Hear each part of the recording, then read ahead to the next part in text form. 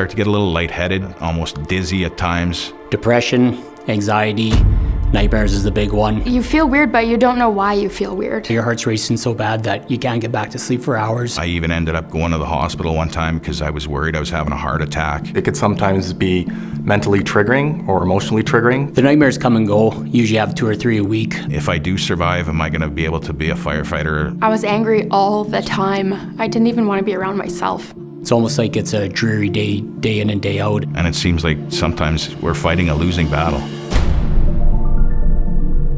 After going to those really terrible calls, on your way home, you're just hoping that you can just forget about it. You can try to go to sleep. It doesn't come back to haunt you in the night. You're just trying to oppress that memory as best as you can to keep it from coming back.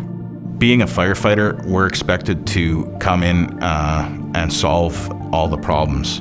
And sometimes, just by the nature of the call, the accident, the fire, we aren't able to solve the problem immediately. It's heartbreaking to see the family sometimes when they're pleading with you to save their family member, and you just can't. Over the years, you kind of tend to get almost desensitized to it and, start turning into dark humor to kind of alleviate the situation and kind of ignoring your own mental health. I discovered that I had PTSD 4 years after the call that gave me PTSD when I had a panic attack at work. It wasn't something that we talked about after the call that gave me PTSD. Another paramedic said to me, well, if you can't handle it, maybe you shouldn't do the job. You just kind of shove the feelings. But when you shove feelings, they find their way back out.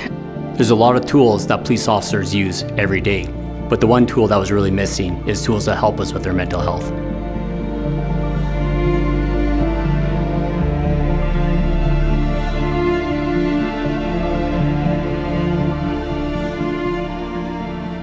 PSPNET is a great resource because it's accessible 24 hours a day. We don't work 9 to 5 jobs, and sometimes we want to work and get help at 2 or 3 in the morning. With it being internet cognitive behavioral therapy, we have the ability to go online and deal with these issues at 2 in the morning, at noon, anytime during the day.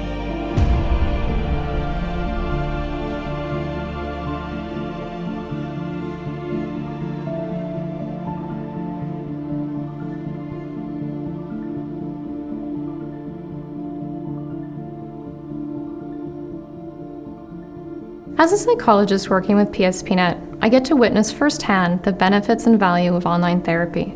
We have tailored our program to meet the unique needs of public safety personnel and first responders. This information was based on detailed interviews with over 125 public safety personnel in Saskatchewan and Quebec. Since launching in 2020, over 200 public safety personnel have accessed our services. Approximately 62% of our pre-screened applicants report clinically significant symptoms in 2 or more of the symptom areas, such as depression, anxiety, panic, or PTSD. Once a participant has completed our online screening process and we determine that online therapy is the most appropriate support for them, they are enrolled in one of our 2 courses. These courses are typically 8 weeks long and are offered with optional weekly therapist support for up to 16 weeks.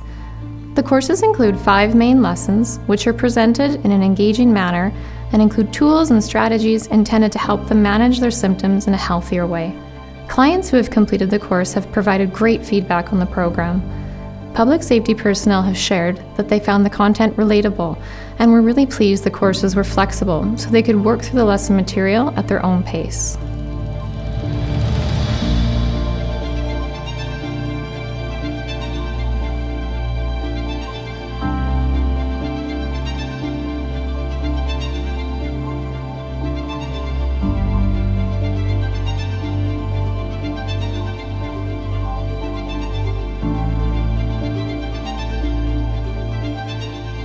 It is so encouraging to see public safety personnel reaching out to us and finally getting the support they need and deserve for their mental health and well-being.